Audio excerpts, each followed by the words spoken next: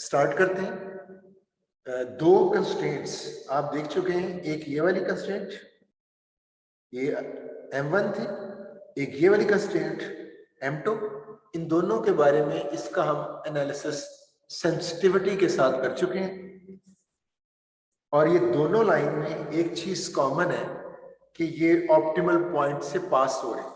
अगर आप नोट करें ये दोनों लाइंस जो M1 और M2 हम इसकी अवेलेबिलिटी को जरा उसको एनालाइज कर चुके हैं, दोनों ऑप्टिमल पॉइंट से पास हो रहे हैं।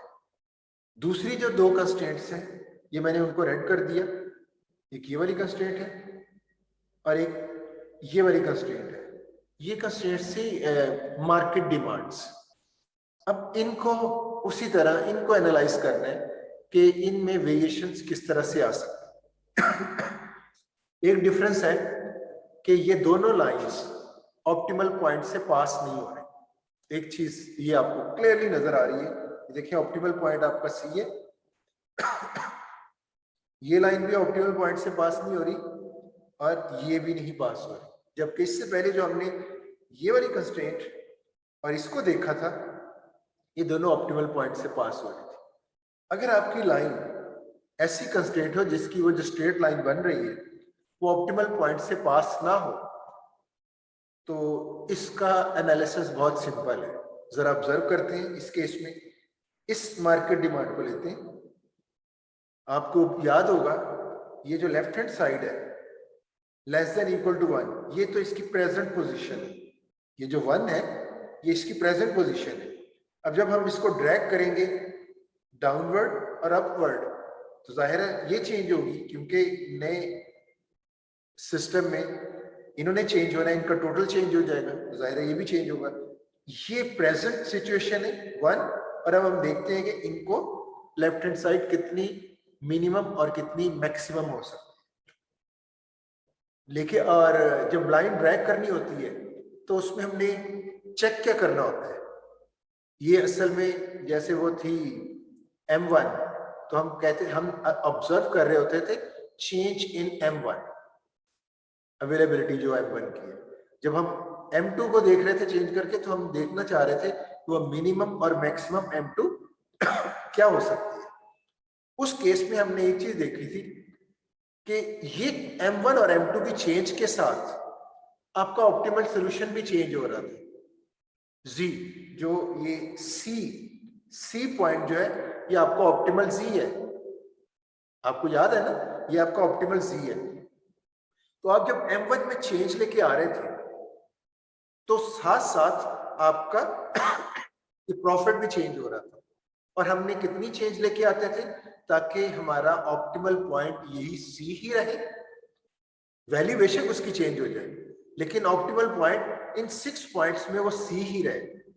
तो हम M1 को चेंज कर रहे थे, साथ C की वैल्यू भी चेंज हो रही थी। तो हमने देखा कि कितनी M1 हम मिनिमम कर सकते हैं और कितनी M1 हम मैक्सिमम पे ले जा सकते हैं, और उस दौरान चेंज इन M1 तो हमें मिल जाएगी। इस दौरान हमने एक्सट्रीम पोजीशंस पे ये भी देखना था कि आपका पॉइंट कितना है, जो C पॉइंट है इसकी वैल्यू कितनी चेंज हुई है। दोनों चेंजेस के साथ हम उसकी यूनिट वर्थ कैलकुलेट कर रहे थे। तो हमारा फॉर्मूला था change in Z divided by change in M1। तो हमने M1 इस लाइन को ड्रैग किया, M1 मैक्सिमम कितनी चेंज हुई वो मार्क कर लिया, फिर M1 को दूसरी डायरेक्शन में चेंज किया और M1 एक्सट्रीम मिनिमम पे ले जाके हमने उसको लॉक कर दिया। अब हमारे पास 2 पॉइंट्स आ चुके हैं जो M1 की एक्सट्रीम लेफ्ट और एक्सट्रीम राइट, ये एक्सट्रीम या मिन और मैक्स, ये दोनों जब हमें मिल गई उन पॉइंट्स पे आपका C भी डिफरेंट था। तो हमने ऑप्टिमल जो पॉइंट C है उसकी वैल्यू एक्चुअली Z की वैल्यू है। तो हमने देखा कि Z के अंदर कितनी चेंज है, चेंज इन Z, और साथ ही वो तो हम मार्क कर ही चुके हैं कि इस पे M1 इतना और एक दूसरी एक्सट्रीम पे M1 इतना है, तो वो भी चेंज हमें मिल गई। तो हमने change in Z divided by change in M1, हमारे पास जो रिजल्ट आया था उसको हमने कहा था unit worth of a resource M1। इसी तरह हमने M2 के लिए किया, जब M2 को हमने लाइन को ड्रैग किया एक्सट्रीम पे, एक एक्सट्रीम पे और दूसरी एक्सट्रीम पे, तो हमें M2 की चेंज का पता चल गया, साथ साथ हमें Z यानी ऑप्टिमल पॉइंट पे ड्रैग करते हुआ नजर आया। तो हमने उन दो एक्सट्रीम्स पे Z को कैलकुलेट किया, वो चेंज इन Z, और divided by change in M2, हमारे पास unit worth of a resource M2 निकला है।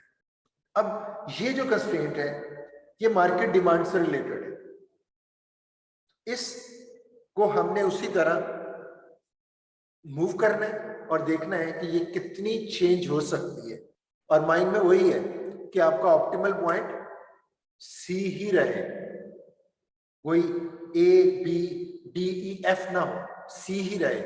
हाँ, अगर सी चेंज होता है तो उसको भी हमने ऑब्जर्व करना है। तो जरा देखते हैं इस लाइन को कितना हम ड्रैग कर सकते हैं कि हमारा ऑप्टिमल पॉइंट सी ही रहे। जी, ये समरी जो मैंने अभी बताई, पिक्चर क्लियर होगी आप लोगों को? बताइएगा। Yes sir. इसलिए मैंने सारा रिवाइज करवा दिया ताकि आज का लेक्चर आपको आसानी से समझ आ जाए। तो मैं इस लाइन को ड्रैग करने लगा हूँ, ये वाली लाइन, ये कर्सर को देखिएगा, इस लाइन को मैं ड्रैग करने लगा हूँ डाउनवर्ड और अपवर्ड। देखते हैं डाउनवर्ड,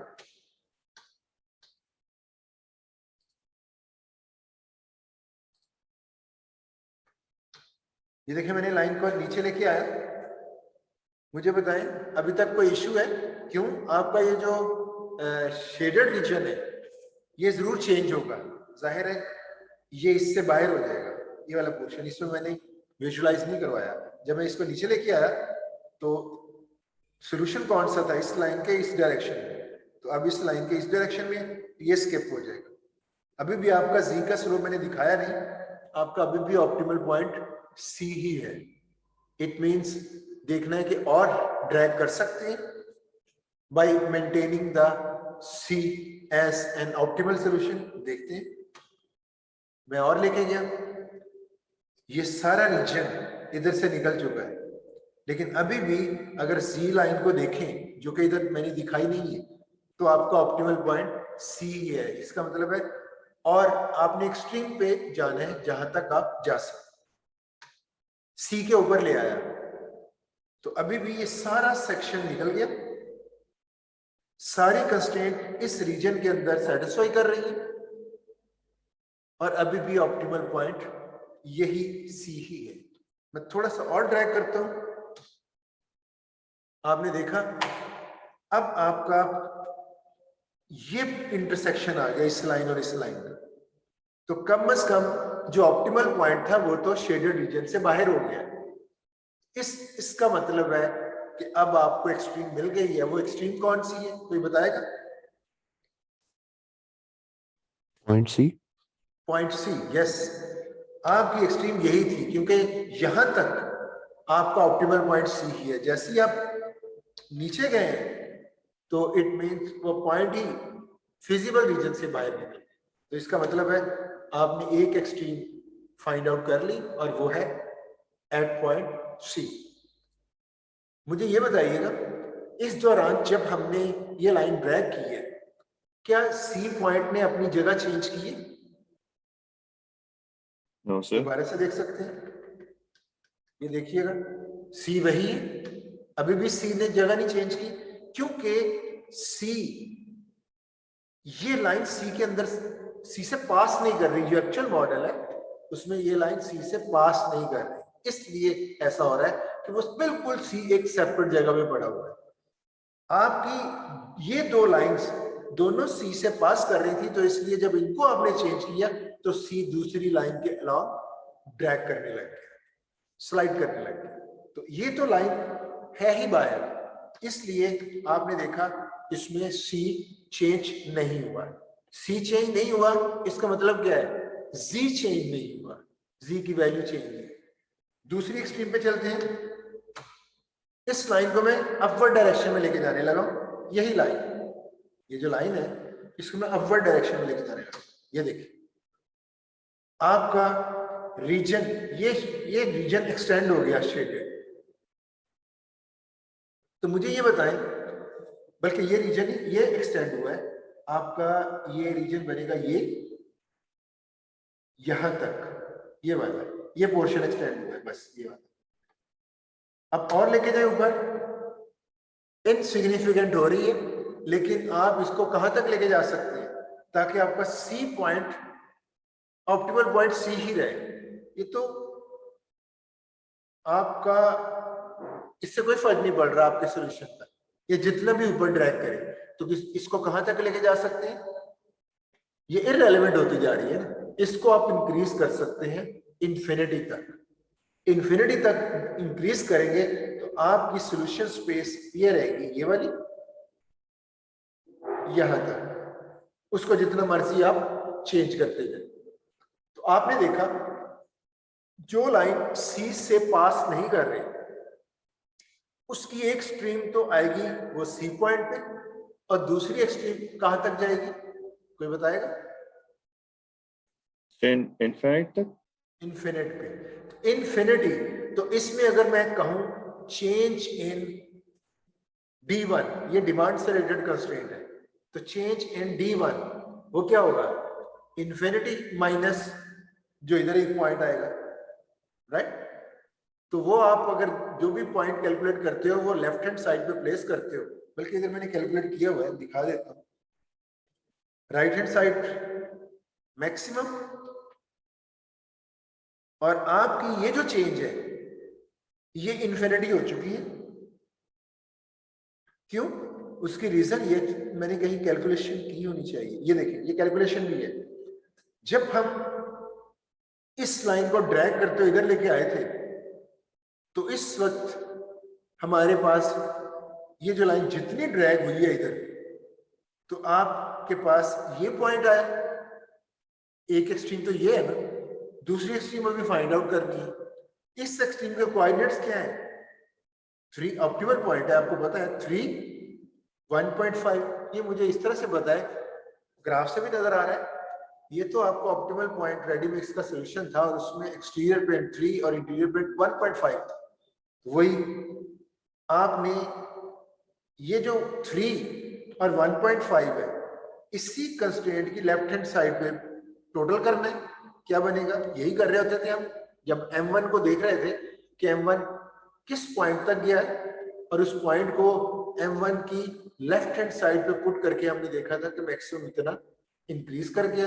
इसी तरह दूसरी एक्सट्रीम हमने फाइंड आउट की थी, वो एक पॉइंट मिला था, उस पॉइंट को हमने M1 की लेफ्ट हैंड साइड पे पुट किया और हमें दूसरी वैल्यू मिल गई। सेम उसी तरह आपको एक पॉइंट इसको ड्रैग करते हुए ये C मिला, C पॉइंट को अगर ग्राफ के जरिए देखें वो है 3,1, x1 equal to 3, x2 equal to 1.5। इसको आपने ये जो कंस्ट्रेंट है ये वाली, ये देखिए ये कंस्ट्रेंट लिखी हुई है इधर -x1 plus x2 less than equal to 1, ये थर्ड कंस्ट्रेंट है। इसकी लेफ्ट हैंड साइड पे ये पॉइंट पुट करना है।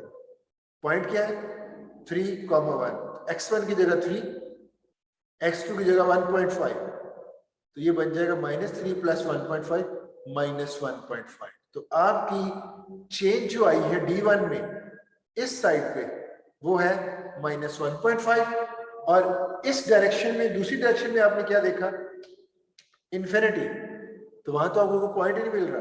तो इट मींस आपके पास जो चेंज इन D1 होगी वो होगी इन्फिनिटी -1.5, तो जाहिर है वो इन्फिनिटी रहेगा। तो आपको पता चल गया ये जो फॉर्मूला है y3 क्या है, यूनिट वर्थ इस थर्ड कंस्ट्रेंट की। आपने देखा था ये M1 थी, इसकी यूनिट वर्थ को हमने y1 कहा था, ये M2 थी, इसकी यूनिट वर्थ को हमने y2 कहा था, और फार्मूला वही है, change in z divided by change in M1। अब हमने इस D1 जो है इसके लिए भी फार्मूला ये बनाना है, इसको हमने y3 ले लेना है, तो y3 equal to change in z divide by change in D1। और हमें ये पता चल गया कि चेंज इन D1 इन्फिनिटी है। क्यों? इस डायरेक्शन में ये यहां तक आई थी -1.5, और इस डायरेक्शन में ये इन्फिनिटी है, तो डिफरेंस क्या होगा चेंज का, इन्फिनिटी माइनस -1.5, वो ऑलमोस्ट इन्फिनिटी होगा। ये इन्फिनिटी आया। अब आप मुझे बताएं Z में क्या चेंज है, कोई स्टूडेंट बताएगा? चेंज इन जी। आपकी असाइनमेंट भी इससे रिलेटेड हो, ये कोई बताएगा? इस पूरे सिनेरियो में दो एक्सट्रीम पे आपकी जी क्या है? देखें, आप इधर आए, ये एक पॉइंट है, दूसरा पॉइंट इन्फिनिटी है। उस सारे सिनेरियो में आपकी जी में चेंज क्या है? और जी पता क्या होता है? Optimal point. Optimal point slide किया है, मुझे ये बताइए पहले। नहीं सर, सेम रहा जी। तो इट मींस आपके ये D1 को एक एक्सट्रीम पे लेके जाने में और उसको दूसरी एक्सट्रीम पे लेके जाने में जी में कोई चेंज नहीं आ रही, जी उधर ही पड़ा हुआ है। फॉलो किया ये पॉइंट? सर मतलब जो जी हमारे इंडिपेंडेंट है ना, dependent is not depending upon the D. Yes, तो वो जब डिपेंडेंट ही करनी आप जी, बिल्कुल ये भी बात आपने ठीक है, वो इंडिपेंडेंट है। अब आप कह सकते हो कि आपके D1 को ये दोनों एक्सट्रीम्स पे आपका जी सेम फिक्स्ड है, और अगर कोई चीज फिक्स्ड हो तो उसकी चेंज क्या होती है? Current position minus next position. तो करंट भी वही है, नेक्स्ट भी वही है, तो डिफरेंस क्या आएगा? जीरो। जीरो। तो इसकी जो वर्थ होगी, यूनिट वर्थ y3, ये जीरो आ जाएगा। आई होप ये पॉइंट आप लोगों ने अंडरस्टैंड किया हो। जी बताइए। Yes sir. Yes sir. इस तरह दूसरी लाइन को देखते हैं, ये है डिमांड 4, इसको भी हम ड्रैग करते हैं डाउनवर्ड और अपवर्ड। ये भी, इसमें भी ये चीज कॉमन है इसी लाइन की तरह कि ये भी सी पॉइंट से बिल्कुल एक फासले पे है। तो आप इस लाइन को अगर ड्रैग करेंगे, अभी भी आपका शेडेड रीजन ये है, ये थोड़ा सा निकल गया बाहर, लेकिन अभी भी आपका ऑप्टिमल पॉइंट वही सी है और वो चेंज भी नहीं आई उसकी। और नीचे लेके इस लाइन को इतना कम कर सकते हैं और ये रीजन बन जाएगा फिजिबल, ये वाला, ये निकल जाएगा बाहर। तो अभी भी आप देख सकते हो कि ऑप्टिमल पॉइंट सी ही है। जब इससे नीचे जाओगे तो फिर सी जो पॉइंट है ये फिजिबल रीजन से निकल जाएगा। तो हमें पता चला कि इस लाइन को आप डाउनवर्ड कितना लेके आ सकते हैं? सी पॉइंट तक। सी पॉइंट तक। अब दूसरी डायरेक्शन में देखें, अच्छा सी पॉइंट तक लेके आएंगे तो नेक्स्ट इस पॉइंट की कैलकुलेशन भी करनी है। जाहिर है D2 ने जितनी चेंज ली है वो आपका पॉइंट है सी, और सी पॉइंट की वैल्यू क्या होती है? 3,1, x1 = 3 और x2 = 1.5। तो ये जो पॉइंट है ये आपने इस कंस्ट्रेंट की लेफ्ट हैंड साइड पे पुट करना होता है, क्योंकि ये जो ये 2 है ये तो इसके लिए फिक्स है इस लाइन पे। जब लाइन को आपने नीचे ड्रैग किया तो ये चेंज होगा। कितना चेंज हुआ वो आप देख लोगे इस पॉइंट पे, C, और C है x1 3, x2 1.5। तो अब आप x2 की जगह पे 1.5, क्योंकि x1 तो है ही नहीं, तो आपके पास है x1 3, x2 1.5। आप x2 की वैल्यू इधर पुट करें 1.5, तो इसका टोटल क्या निकला लेफ्ट हैंड साइड का? 1.5। इट मींस आप इस D2 को मिनिमम कितना कहां तक लेके गए? 1.5 तक वो ड्रैग हुई है। ये राइट हैंड साइड, यहाँ 2 थी और ड्रैग हो गए 1.5। अपवर्ड डायरेक्शन में लेके जाए, कितना लेके जा सकते हैं बताइएगा? ये देख सकते हैं आप इस लाइन को इधर मैक्सिमम कितना लेके जा सकते हैं while maintaining the optimal point C? कितना लेके जा सकते हैं सर? ये भी इनफिनिटी होगा, ये भी, क्योंकि सी तो चेंज नहीं हो रहा ना हमारा। गुड, इन्फिनिटी होगा। दानिश बोल रहे हैं आप? Yes sir. चलिए आपकी पार्टिसिपेशन आज ऐड की जाएगी, अच्छा रिस्पॉन्स है। अच्छा ये भी इन्फिनिटी तक जाएगा, तो हमारी चेंज क्या होगी?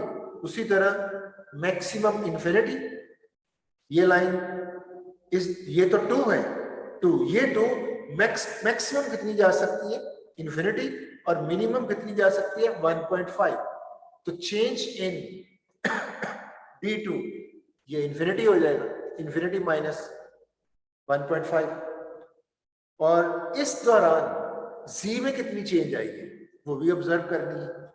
इंफिनिटी पे जाके देखना है, C वही है आपका जहां पड़ा हुआ था, नीचे लेके आना है, अभी भी C वही है, तो C में तो कोई चेंज नहीं आ रही, C अभी Yes, भी sir. इन दोनों केसेस में। तो अब कह सकते हो ये चेंज इन Z जो है वो 0 है। उसी तरह change in Z divided by change in D2, ये D2 होना चाहिए था, तो आपकी आ जाएगी 0।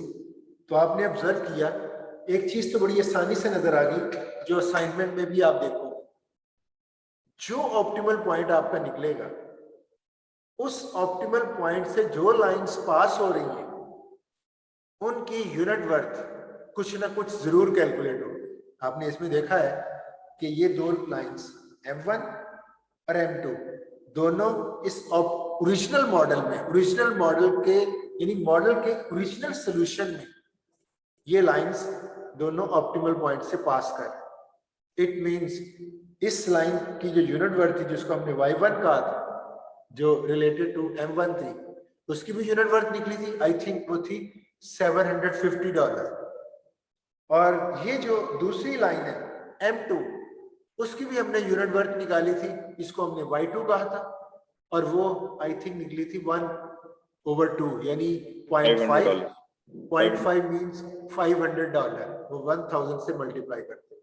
तो आपने देखा जो लाइंस, ये मैं बॉटम लाइन बता रहा हूं आज के लेक्चर की, लेक्चर कंप्लीट हो गया है, आज के लेक्चर की बॉटम लाइन बता रहा हूं, जो दो लाइंस ऑप्टिमल पॉइंट से पास हो रही होती है उनकी यूनिट वर्थ जरूर कैलकुलेट होगी। रीजन क्या है, जब आप एक को ड्रैग करोगे तो ऑप्टिमल पॉइंट दूसरी लाइन के अलाउंग ड्रैग होगा, तो चेंज इन Z भी मिलेगी और चेंज इन M1 अगर है तो M1 भी मिलेगी। दोनों सूरतों में आपको वो y1 यानी यूनिट वर्थ मिलेगी। दूसरी लाइन M2 को देखें, जब ड्रैग करेंगे तो C दूसरी लाइन के अलाउंग स्लाइड करेगा, तो डेफिनेटली आपको चेंज इन Z भी मिल रही है और चेंज इन M2 भी मिल रहा है, तो दोनों से कोई ना कोई रिजल्ट तो आएगा, और वो रिजल्ट होगा आपका y2 यानी unit worth of A resource M2। दूसरी दो लाइंस पास नहीं हो रही ऑप्टिमल पॉइंट से, तो बड़ी आसानी से आप कह सकते हो कि उनको तो वैसे आपने कैलकुलेट करके जरूर बताना है फॉर्मूला से कि ये y जो थर्ड लाइन होगी उसको y3 कहेंगे, उसकी यूनिट वर्थ क्या कहेंगे कि उसकी यूनिट वर्थ 0 होगी। क्यों? उसके अंदर आपकी चेंज जो है वो इन एक्सट्रीम इन्फिनिटी और ऑप्टिमल पॉइंट तक जाएगी, तो उसका जब फॉर्मूला लगेगा तो वो y3 की जो यूनिट वर्थ है वो 0 हो जाएगी। जो 4 है वो भी पास नहीं हो रही, इट मींस उसकी यूनिट वर्थ भी 0 है। तो मैं कह सकता हूं, अगर मैं आपको एक क्वेश्चन देता हूं, एक चीज तो बड़ी क्लियर है, जो लाइंस पास हो रही होंगी ऑप्टिमल पॉइंट से उनकी यूनिट वर्थ, उनकी कोई ना कोई वैल्यू निकलेगी, वो उनकी यूनिट वर्थ होगी। और जो जितनी लाइंस पास नहीं हो रही उनकी यूनिट वर्थ क्या होनी चाहिए? 0। ये पॉइंट क्लियर है? Yes, sir. अच्छा, अगर ये पॉइंट आपको क्लियर है तो जरा अब मैं एक और चीज बताने लगा हूं। अब मुझे देखना है कितने लोग जाग रहे हैं, क्योंकि ये बहुत इंपॉर्टेंट पॉइंट है। तो मुझे जरा जो मेरी बात सुन रहे हैं जरा काइंडली हैंड रेस कर दे, मैं देखना चाह रहा हूँ कितने लोग जाग रहे हैं। और किसी को मिस कॉल नहीं करनी, कॉल करके नहीं बताना कि हैंड रेस कर दो, सर ने कहा है। हैंड रेस करें प्लीज जल्दी से, मैं देखना चाह रहा हूं कौन लोग सो रहे हैं। किसी को कॉल करके नहीं उठाना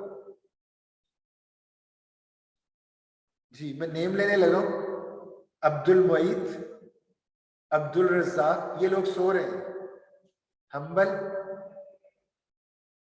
हुजैफ, जवाद मुस्तफ़ा, मिनाहिल शकील, अहमद तूर, फखर, शुएब रियाज, ये लोग अभी तक मुझे सुन नहीं पाए, इन्होंने हैंड रेस नहीं किया। मैं याद करना चाह रहा हूँ एक दफा और बताऊंगा। अब्दुल मुईद, अब्दुल रज़ाक, हम्बल। सर मैं उठा हुआ हूँ, मोबाइल हैंग हो गया। अब्दुल रजाक को किसी ने मिस कॉल दे दी, वो उठ गया है, ठीक है। चले, ये बहुत इंपॉर्टेंट पॉइंट मैं अभी बताने लगा हूं, जरा नोट कीजिएगा। मैं इसलिए यार मिस कॉल करके दूसरे लोगों को उठा भी दें, बहुत इंपॉर्टेंट पॉइंट है। आपको याद होगा मैंने एक टाइम आपको बताया था कि ये जो स्लैक वेरिएबल्स हैं, ये मैं आपको बताऊंगा ये क्या होते हैं। और याद होगा जब हम इसको सॉल्व कर रहे थे रेडी मिक्स को, तो इसमें हम S1 इंट्रोड्यूस करवाते थे, S2, S3, S4, और ऑप्टिमल सॉल्यूशन में भी इनकी वैल्यूज आती थी। याद है आप लोगों को? Yes, किसी को sir. याद है? याद है. जी Yes, sir. sir. Yes, sir. Yes sir अगर याद आपको है। याद है तो आपको ये भी याद होगा, तो मैंने कहा था जब आपने सॉल्यूशन प्रिंट करना है तो इन स्लैक वैल्यूज को बेशक ना लिखिए, क्योंकि एक्चुअल वेरिएबल्स हैं, उन्हीं का बताना होता है x1 और x2, और आपका आंसर यही होना चाहिए कि x1 और x2 क्या है। और आपको याद होगा उस वक्त सॉल्यूशन ऑप्टिमल लेवल पे पता क्या था, x1 3, x2 1.5 और S3 और S4 थे, S1 और S2 नहीं थे। किसी को याद हो कि ये नॉन बेसिक हो चुके थे ऑप्टिमल आइट्रेशन। ऑप्टिमल आइट्रेशन में आपका आंसर था बेसिक जो वेरिएबल से x1, x2, S3, S4, और जो उसमें नॉन बेसिक थे वो ऑप्टिमल आइट्रेशन में S1, S1, S2। यहां से बहुत बड़ी इंफॉर्मेशन इसके अंदर मौजूद है, उसके बारे में हमें डिस्कस करना है। और मैंने कहा था कि ये हम मिड टर्म के बाद जाके इसको डिस्कस करेंगे जब इसकी टर्न आए। तो वो आज का दिन ये बहुत इंपॉर्टेंट पॉइंट है, जरा नोट कीजिएगा मैं कहना क्या चाह रहा हूं। सर आपकी ये जो आइट्रेशन है फर्स्ट, आपने ना आज ही हम एक नेक्स्ट फेज में एंटर होंगे, नेक्स्ट पार्ट शुरू करेंगे, उसको कहेंगे डुअलिटी थ्योरी। हमने डुअलिटी थ्योरी के अंदर एंटर होना है। ये एक्स वेरिएबल्स हैं और हम उस नई थ्योरी के अंदर नए वेरिएबल इंट्रोड्यूस कराएंगे, वो होंगे y1, y2, y3, y4, यानी y सीरीज होगी। अब आप देखें, हर अगर आप डुअलिटी के हिसाब से देखें, डुअलिटी ये अच्छा ये भी बता दूं, ये जो x की फॉर्म में आपका प्रॉब्लम मॉडल हुआ है, इसको हम कहते हैं प्राइमल प्रॉब्लम। जो आपका ओरिजिनल प्रॉब्लम जो मॉडल हुआ था, आपने देखा एक्सटीरियर और इंटीरियर पेंट को आप मॉडल कर रहे हो, तो आपने उसका ये एक ऑब्जेक्टिव फंक्शन और ये कंस्ट्रेंट डिसाइड कर रहे हो और उनके वेरिएबल्स को यूज किया, एक्स वेरिएबल्स को। तो ये जो आपने एक सिचुएशन को देख के जो मॉडल बनाया, उस प्रॉब्लम को हम कहते हैं प्राइमल प्रॉब्लम। हर प्राइमल प्रॉब्लम के अंदर भी एक और प्रॉब्लम छुपा हुआ है, उस प्रॉब्लम को कहते हैं dual problem.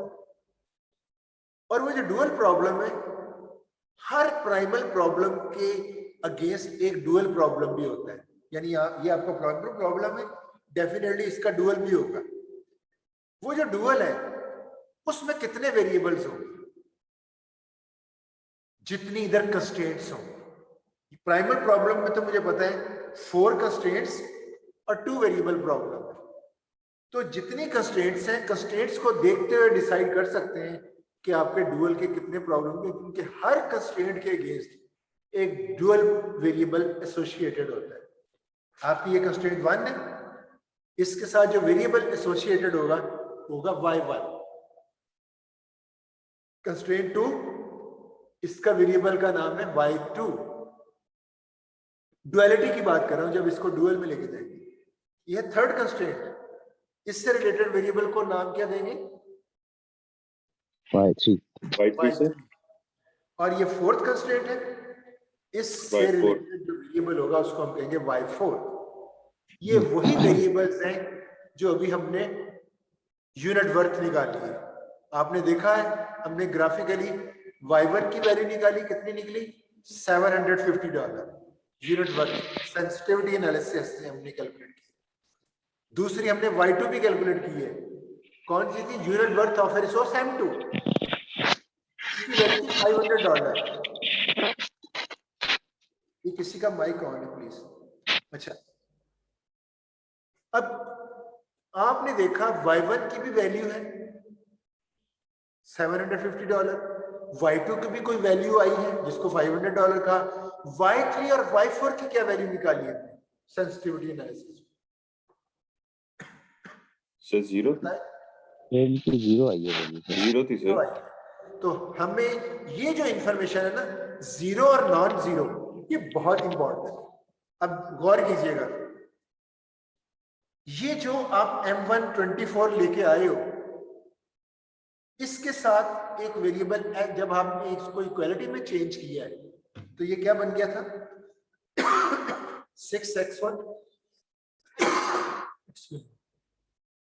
6x1 plus 4x2 plus S1 equal to 24, ये था। और आपको पता है ऑप्टिमल आइट्रेशन में क्या आंसर आया था? ऑप्टिमल आइट्रेशन में जो S1 था ये 0 हो चुका था। ये 0 होने के बाद क्या मतलब है ना कि M1 जो 24 था सारा का सारा उन प्रोडक्ट्स की प्रोडक्शन में यूटिलाइज हो गया, कोई भी इधर बैलेंस नहीं बचा। क्यों? S1 0 के बाद ये पूरी इक्वेशन बन गई 6x1 plus 4x2 equal to 24। It mean जो 24 है वो फुली यूटिलाइज हो गया आपके एक्सटीरियर पेंट में और इंटीरियर पेंट। इसकी बात करते हैं, यहां पे S2 प्लस S2 था, ये भी 0 है क्योंकि ऑप्टिमल आइट्रेशन से मैं ले रहा हूं, इसकी वैल्यू क्या है 0। इसका मतलब है ये भी फुली यूटिलाइज हो गया इधर। अब जब फुली यूटिलाइज हो गया, ये डेली डिमांड थी, मैं नेक्स्ट एडिशनल M1 अगर परचेज करने जाता हूं तो मेरे पास जो डेली का यूटिलाइजेशन है उसमें M1 और M2 कोई भी बच नहीं रहा, सारा का सारा यूटिलाइज हो रहा है। तो इट मींस जब मैं परचेज करने जाऊंगा तो मुझे पेमेंट करनी पड़ेगी। वो जो यूनिट वर्थ है वो मेरे माइंड में है कि ये मुझे इतने में पड़ेगा और मैं वो लाजमी तौर पर खरीदने जाऊंगा। फर्ज करें ये कुछ ना कुछ इधर बच गया है। फर्ज करें ऑप्टिमल सॉल्यूशन में S1 की कोई वैल्यू आ जाती है, उसका क्या मतलब था?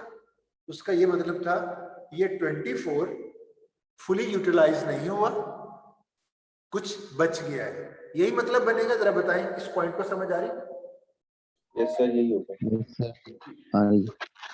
अगर आपका S1 की कोई ना कोई ऑप्टिमल लेवल पे वैल्यू होती तो उसका ये मतलब था 24 इतना यूटिलाइज हो गया और ये जो S1 की वैल्यू है इतना बच गया है। अब मुझे बताएं, अगर S1 असल में वो वही क्वांटिटी है ना M1 की जो सेव हो गई है, डेली इतना बच रहा है, अगर मुझे एडिशनल चाहिए तो मुझे बताएं, मुझे मार्केट से ले जाके खरीदने की जरूरत है या नहीं? मेरे पास तो वो बचा हुआ है, अवेलेबल है। फॉलो करें इस पॉइंट को? सर रिपीट कर दे। यस सर, नहीं है फिर अभी नहीं पॉइंट क्लियर हुआ? अच्छा नो सुनिए, सर। इसका ऑप्टिमल सॉल्यूशन जरा ज़हन में रखिएगा। S जो स्लैक वेरिएबल जिन्होंने जब हमने बैलेंस किया था तो मैंने आपको कहा था हम इधर S1 इंट्रोड्यूस करवा देते हैं और S1 इंट्रोड्यूस करवाने में ये होगा कि ये इक्वल हो गई। अगर फाइनली सारी यूटिलाइज होगी तो S1 0 होगा, अगर कुछ सारी यूटिलाइज ना होगी तो S1 में कोई ना कोई वैल्यू आ जाएगी। ये बात क्लियर? पहले ये बताओ। Yes sir. अच्छा, आवाज ये चीज अगर क्लियर हो नहीं आ चुकी रही है है आपकी। तो माइंड में रखिएगा, अभी इस करंट सिचुएशन में S1 की वैल्यू ऑप्टिमल लेवल पे क्या आएगी? क्या आएगी? सर S1 तो 0 है। S1 0 ऑप्टिमल लेवल पे। इसका मतलब है कुछ भी सेव नहीं हुआ, मटेरियल सारा का सारा यूटिलाइज हो गया। इसकी समझ आ गई? Yes sir. अच्छा, अब मुझे फ्यूचर में 24 टन्स पे तो मेरा मॉडल बना हुआ है। 24 से अगर एडिशनल मुझे कोई 1 टन भी चाहिए, मैं सिस्टम में ऐड करना है, तो मेरे पास तो डेली जितना लगा था वो यूज हो गया, मुझे मार्केट से खरीदना पड़ेगा, इसलिए उसकी यूनिट वर्थ होगी। इसीलिए इधर y1 की वैल्यू कोई ना कोई कैलकुलेट हुई है $750। उसका मतलब ये, अगर आपको सिर्फ यही पता चल जाए कि y1 $750 है, इसी को देख के आप बता सकते हैं कि इस y1 जो फर्स्ट कंस्ट्रेंट है वो उसका सारा का सारा जो अवेलेबल मटेरियल था वो यूज हो गया, क्योंकि y1 नॉन जीरो आई है। y1 नॉन जीरो का मतलब है slack variable zero, fully utilization. अब इस तरह से आपने इसको देखना है। S1 जीरो का मतलब है y1 कुछ ना कुछ कैलकुलेट होगी, उसकी कोई ना कोई यूनिट वर्थ होगी। क्यों? सारा यूटिलाइज हो गया। एडिशनल परचेज करने के लिए आपको पेमेंट करनी पड़ेगी, तो उसकी यूनिट वर्थ जीरो नहीं हो सकती। यहां तक बताएं, समझ आ रही है? Yes sir. अगर ये पॉइंट समझ आ गई है कि अगर आपका स्लैक वेरिएबल जीरो है, उस कंस्ट्रेंट में सारी की सारी अवेलेबिलिटी यूटिलाइज हुई है, एडिशनली आपको y1 कोई ना कोई वैल्यू होगी जो उसकी वर्थ होगी, आपको वो पे करके लेके आनी पड़ेगी। ये चीज अब मैं बात दूसरी करने लगा हूं। आप ये भी देख रहे हो, ये y3 और y4 क्या है आपके पास? जीरो। Yes sir. जीरो। ये तो रिसोर्सेज नहीं है, मार्केट डिमांड है। हम थोड़ी देर के लिए ये भी देख लेते हैं कि इनके स्लैक वेरिएबल यानी इनके जीरो का मतलब है y3 जीरो का मतलब है S3 जीरो नहीं है। क्यों? ऊपर हमने ये डिसाइड कर लिया है, कंक्लूड कर लिया, अगर y1 $750 कुछ ना कुछ नॉन जीरो आया है, तो मतलब उससे रिलेटेड जो स्लैक वेरिएबल है वो जीरो है, तभी हमें एक्स्ट्रा पेमेंट करनी पड़ रही है कि कुछ भी नहीं बचा। तो y1 कोई वैल्यू है unit worth, it means slack variable उस कंस्ट्रेंट के अंदर वो जीरो होगा, फुली यूटिलाइजेशन। और अगर स्लैक वेरिएबल की कोई ना कोई वैल्यू है तो उसकी यूनिट वर्थ जीरो होनी चाहिए। क्यों? वो मेरे पास ऑलरेडी अवेलेबल है, मैंने परचेज करने की जरूरत ही नहीं है मुझे। बताएं, यहां तक समझ आई? Yes sir. मैं थोड़ा सा अभी और इसको एक्सप्लोर करूंगा, जिनको नहीं समझ आई वो जरा मेरी इस पॉइंट पे जरा फोकस रहिएगा। ये वेरिएबल जीरो है, स्लैक इस कंस्ट्रेंट का 100% है, इसकी यूनिट वर्थ जीरो नहीं हो सकती, कुछ ना कुछ होगी। और हमने देखा है अभी कैलकुलेट इस प्रॉब्लम में, y1 आई थी $750, कभी भी जीरो नहीं होगी। क्यों? इस स्लैक वेरिएबल जीरो का मतलब है सारी अवेलेबिलिटी M1 की यूटिलाइज हो गई है, एडिशनली आपको लेने के लिए पेमेंट करनी होगी, आपके पास कुछ भी नहीं है। तो वो जो पेमेंट करनी होगी वो आपने इस शैडो प्राइस माइंड में रख के पेमेंट करनी है कि आपके लिए ये इतनी बेनिफिशियल है। ये तो बिल्कुल क्लियर, आसान सा काम है। मेरे ख्याल में यहां तक तो किसी को प्रॉब्लम नहीं होगा। दूसरी बात, सपोज कर ले अगर S1 ये S1 कहां से पता चलेगा जीरो है? ये ऑप्टिमल आइट्रेशन से। तो मैंने ऑप्टिमल आइट्रेशन से S1 जीरो था, इसलिए मैंने क्लियरली आपको बता दिया कि 24 सारी की सारी यूटिलाइज हो चुकी है, और क्लियरली बता दिया कि y1 कोई ना कोई उसकी यूनिट वर्थ होगी, वो जीरो हो ही नहीं सकती। क्यों? आपको एडिशनली पे करना पड़ेगा। फर्ज करें अगर ऑप्टिमल आइट्रेशन में S1 की कोई वैल्यू होती, इसकी स्लैक वेरिएबल की ऑप्टिमल लेवल पे, उसका मतलब ये था आपकी ये इक्वेशन इक्वल पता तब हो रही है जब ये तो 24 है, जब इनमें से जो यूटिलाइजेशन है वो 24 से लेस है, प्लस ये वैल्यू ऐड होकर ये 24 होगी। तो इट मींस वो बची हुई क्वांटिटी है। S1 अगर बच जाती, मैंने सपोज किया है यहाँ पे, अगर वो बच जाती यानी S1 की कोई वैल्यू होती, तो मुझे उससे ये पता चलना था कि भाई ये सारी की सारी यूटिलाइजेशन नहीं है, सेविंग है।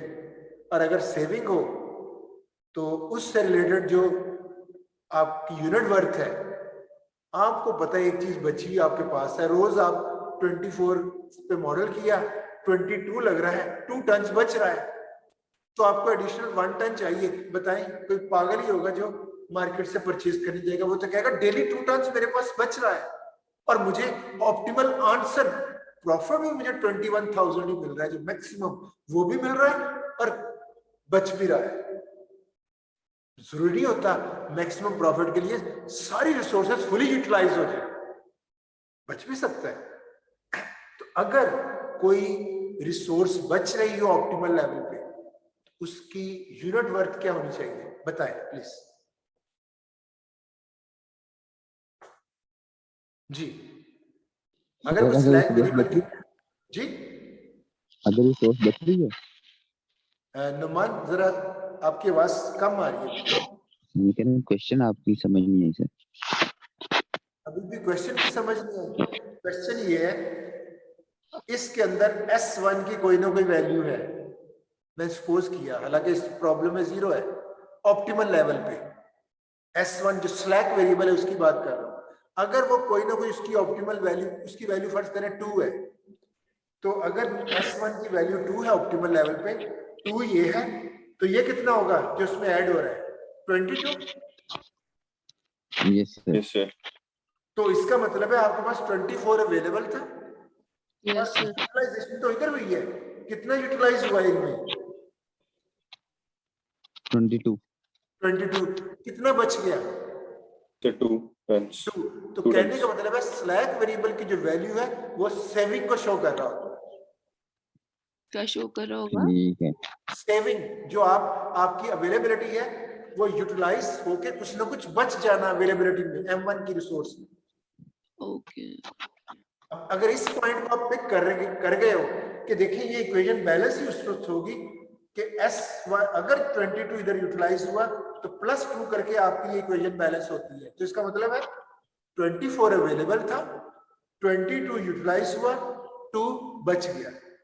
अब मैं आपको कह रहा हूं एडिशनल 1 टन M1 का आपको चाहिए, आपने सिस्टम के अंदर डालना है अगर आपकी ये इंटरेस्ट है।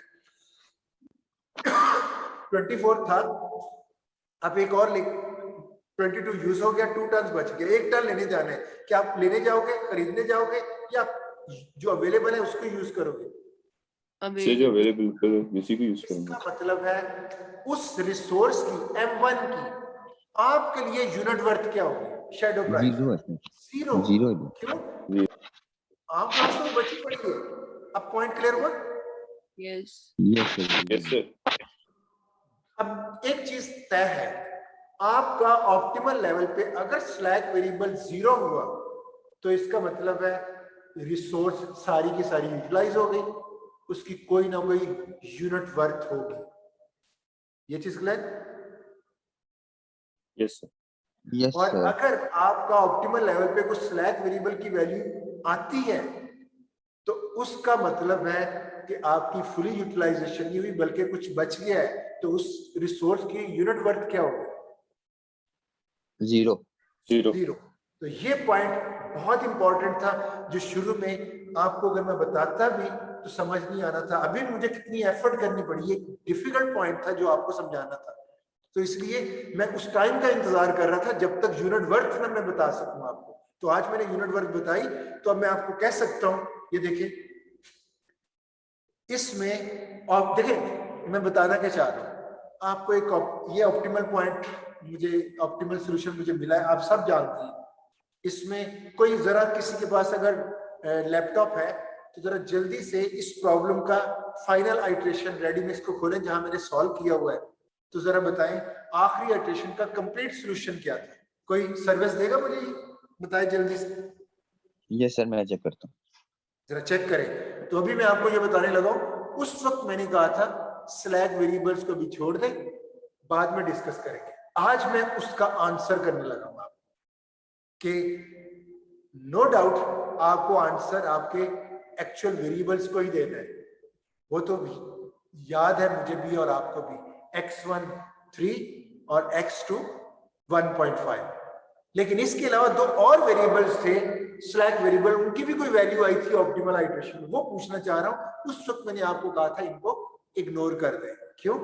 इनकी फिलहाल ये आपको समझ नहीं आएगी, इनको हम एंड पे अंडरस्टैंड करेंगे। और आप तो ऑर्गेनाइजेशन के लिए यही काफी है, इनको बता दिया जाए कि आपका x1 3 टन होगा और x2 2 टन, मैन्युफैक्चरिंग शुरू कर दें।